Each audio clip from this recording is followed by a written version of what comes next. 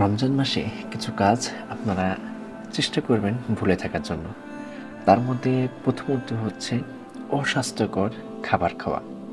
অস্বাস্থ্যকর খাবার খাইলে পারে যেমন করে আপনি অসুস্থ হবেন, ঠিক একইভাবে রমজানের সারাদিনের চলাফেরাটা খুবই কষ্টকর হবে।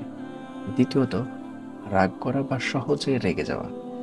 মাথা তখনই গরম হয় যখন পেট গরম হয়, তথা পেটে খাবার না থাকে। পেটে খাবার না থাকুক, মাথাটা ঠান্ডা রাখার চেষ্টা করবেন, তাতে আপনার রোজাটা পরিপূর্ণতা পাবে। তৃতীয়ত, সারাদিন ঘুমিয়ে কাটানো। এটা কখনোই করবেন না। সারাদিন ঘুমিয়ে কাটালে আপনি খুবই অলস হয়ে যাবেন এবং ইবাদত বন্দেগীতে মনোযোগ নষ্ট হবে। চতুর্থ, খারাপ ভাষা ব্যবহার করা। এগুলা হরহামেশাই আমাদের সাথে হয়ে থাকে। খুব চমৎকার চমৎকার ভাষায় আমরা কথা বলতে পারি।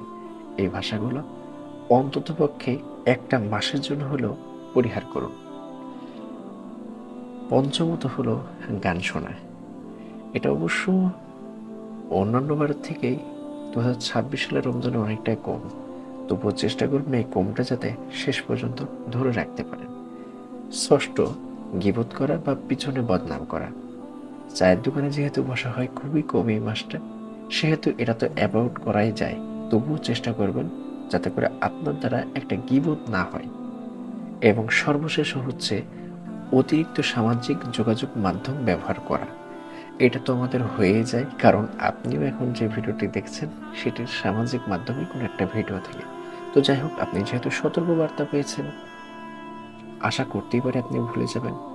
চেষ্টা করবেন রমজানি ফজিলতগুলো হাসিল করার। আল্লাহ সুবহানাহু ওয়া তাআলা আমাকে এবং আপনাদের সবাইকে আমল করার তৌফিক দান করুন। আমিন সুম্মা আমিন।